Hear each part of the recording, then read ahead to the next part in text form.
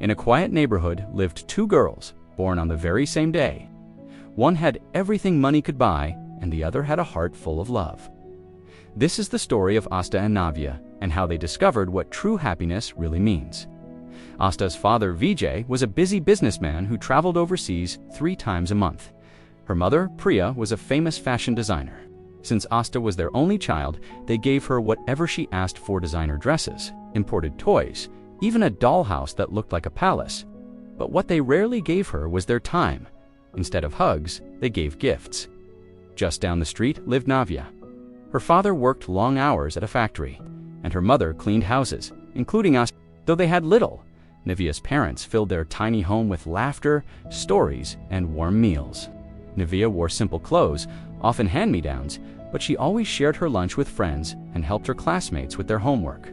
At school, Asta loved to show off her expensive things. "Look at my new dress. My mom made it just for me," she'd say. "And this toy, my dad brought it from England. You've probably never even seen one."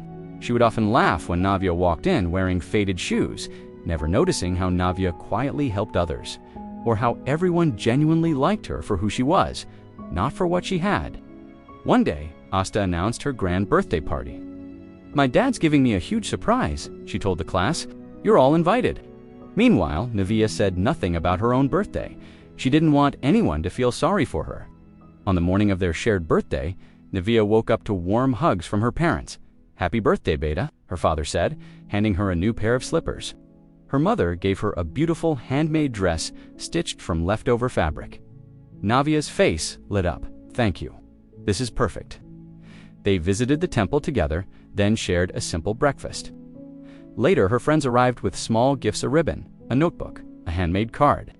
Navya's mom had cooked biryani and baked a small cake. Everyone laughed, sang, and played games. No one missed fancy decorations because they had something much better. Each other Asta's morning was very different. Her dad called from the airport. "Happy birthday, princess." "I had to fly to London for urgent work." Her mom sent a text. "Emergency meeting, celebrate without me. Have fun." A maid handed Asta a new dress, saying, "Your mom said to wear this." Asta's eyes filled with tears. She had a mountain of gifts, a giant cake, and a room full of decorations, but no parents. Her friends came, but when hours passed with no sign of her mom, they quietly started to leave. "Your mom's probably busy," one said gently.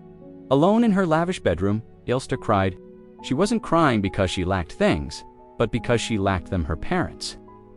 That afternoon, Navya and her mom stopped by to wish Asta a happy birthday.